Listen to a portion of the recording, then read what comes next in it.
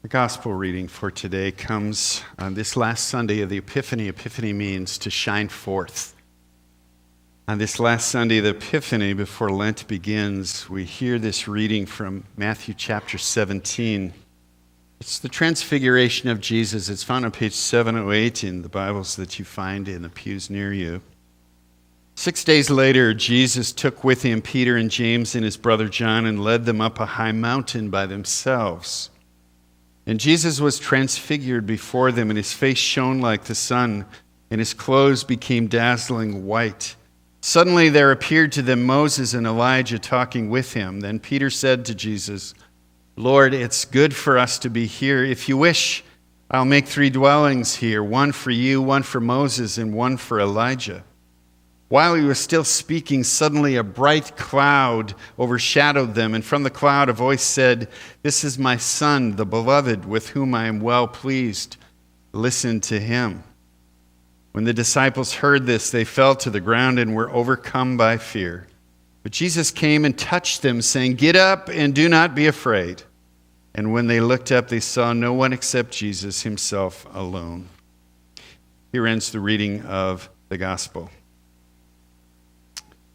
We live in an interesting time when we consider the word reveal. Whether it is engagements in which couples want to reveal the news of their engagement, or whether it's the reveal of a new baby that's just been born, couples will post on Facebook or will put out a video on Instagram announcing their great news, and they'll find creative ways to communicate that.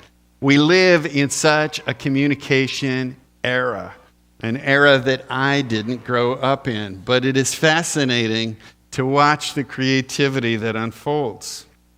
When we gather together in worship, we come together with a soulful desire for something. We come expecting or desiring to experience something that God might speak into our soul, whether it be in the songs or gathered around the table, whether it be in the prayers or as we listen to the word. The reason we come is the desire that we might experience something from God. Isn't that right?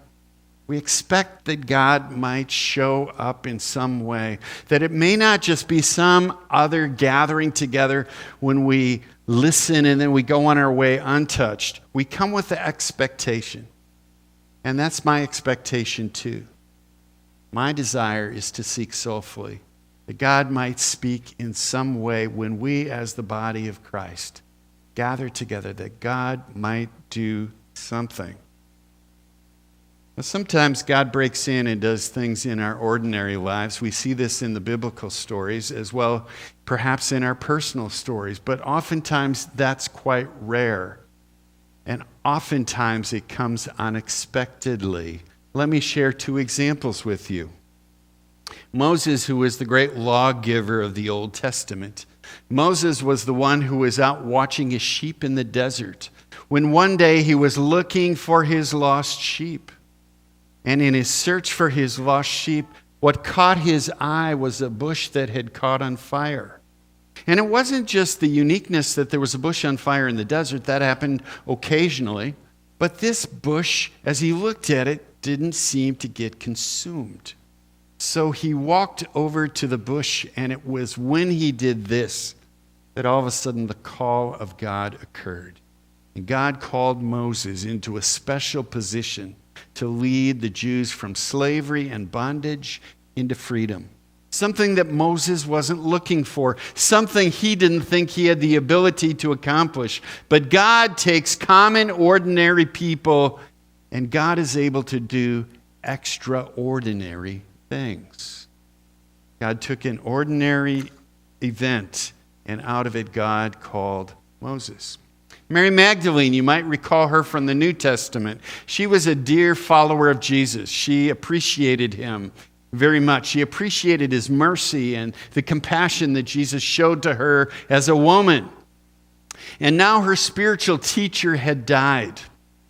And so she did the very natural, ordinary thing that women did in that day. She took a vial of oil and went to his grave on that Sunday morning when the Sabbath was over and went to anoint the body of the spiritual teacher that she loved so much.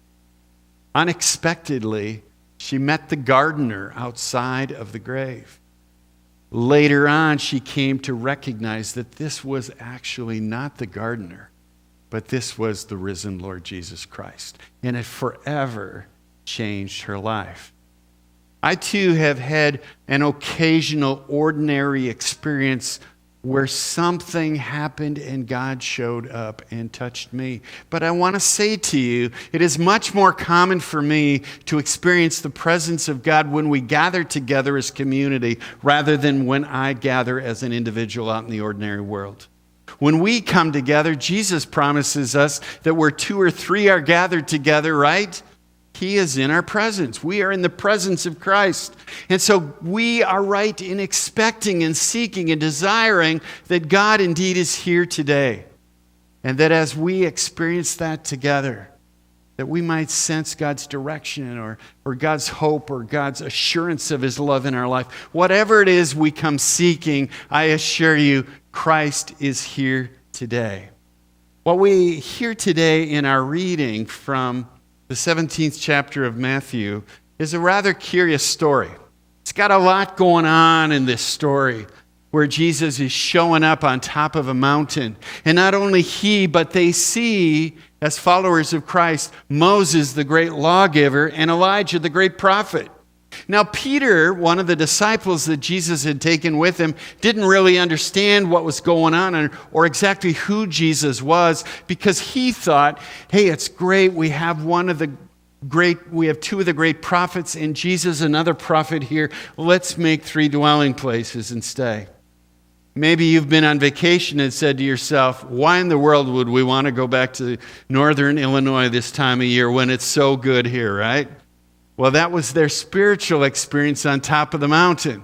They didn't want to come down. Let's stay here in this moment. But you know, God takes us from those special moments and empowers us so we can go back into the ordinary moments of life. What we see happening in the story is Jesus revealed as the beloved Son of God, the real one, the Messiah who has come. Now, we've talked a little bit about Epiphany as the season of revealing. We began that season back on January 6th. And for those of you who are here, we heard the story of the coming of the wise ones who came bringing gifts, the ones who saw the star of Messiah in the sky, right? And they brought their gifts to the house and they fell down and worshiped Jesus. Now, there's a piece of that story that we oftentimes don't get to. It's what happened next. You see, Jesus and the Holy Family take off and they leave Bethlehem. Do you recall where they went when they left Bethlehem? Anyone? They went to Egypt, and there they stayed because they knew that Herod was looking for them, the Roman ruler. What we don't read is that in those next few verses, Herod sends his armies to Bethlehem, and a tragic story occurs. They kill all of the children 2 or younger because they are seeking to kill Jesus. There's a parallel here to Moses, because you might recall in chapter 1 of the book of Exodus, when Moses was born, the Pharaoh of Egypt was throwing the male babies into the river to kill them, to kill those Jewish boys.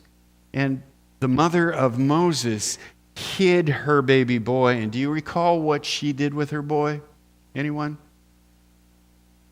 Put him into a basket, right? And put him into the river so that it might spare his life. And the Pharaoh's daughter comes, sees the baby crying, hears the baby crying, opens the basket, and raises Moses as her own. So you see the parallels. And then Moses leads the Jews to freedom from bondage.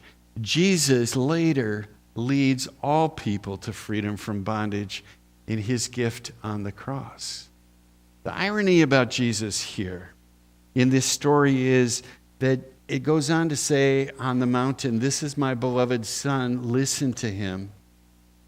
These are the same words that were spoken on the second Sunday of Epiphany at Jesus' baptism. "This is my beloved Son, listen to him." Now, listen means more than pay attention to what he's saying. Listen in the Greek or in the Hebrew sense of faith means to do what Jesus calls us to do. To listen is not just to hear words, but to take them to our heart, that we might live in the way of Christ.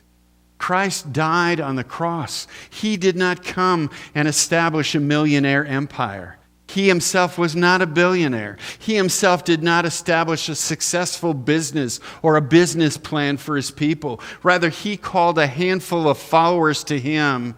And the symbol of the Christian faith is of all things a symbol of death, the cross. Jesus died that we might know life. He died for our sin that he might give us eternal life. So Christ has done for us what we can't do for ourselves because he loves us exactly as we are. Amen? It is through him that we experience the forgiveness of God, so that we might begin to live now in this life that God has given to us, not afraid of death because death has been taken care of. Christ has promised us that someday he will take us onto himself so that where he is, we will be also. So we need not fear death, but we might begin to embrace life with its fullness.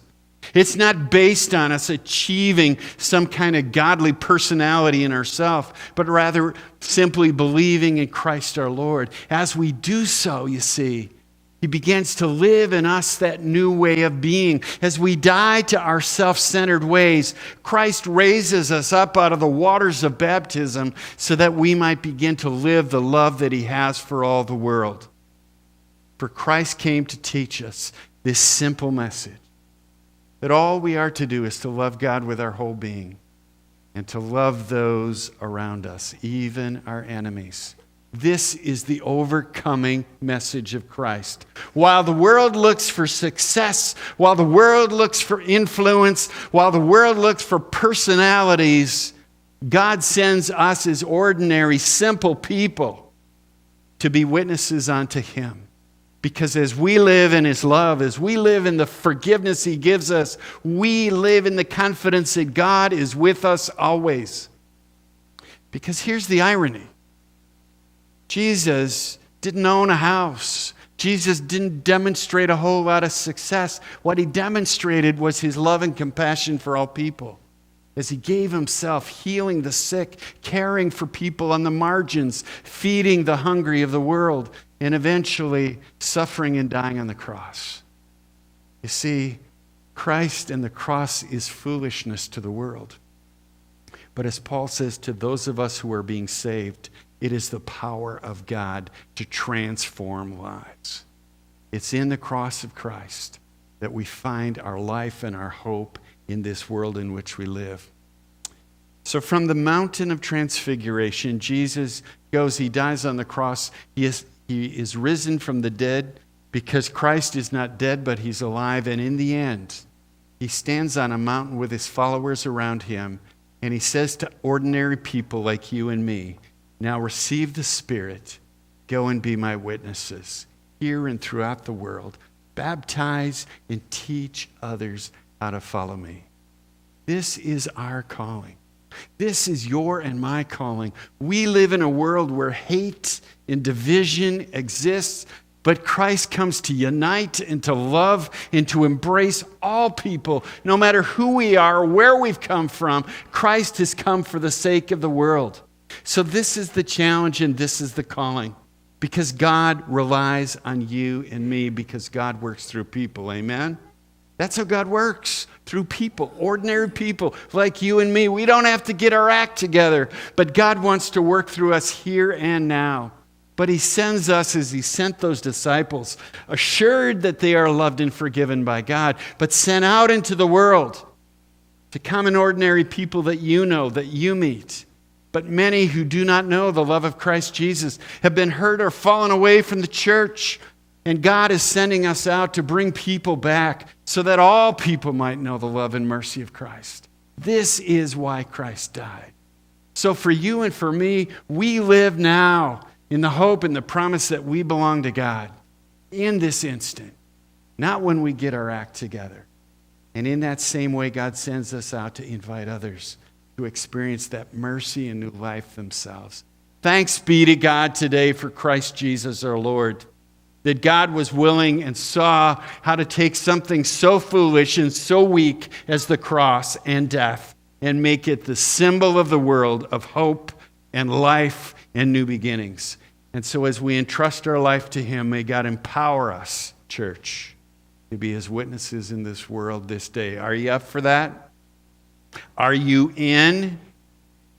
Because God needs us to share that hope so that the world can be transformed, so that hate can be defeated, that division can be isolated, and rather we can come together as people around the love of Christ Jesus our Lord. This is our hope. Amen.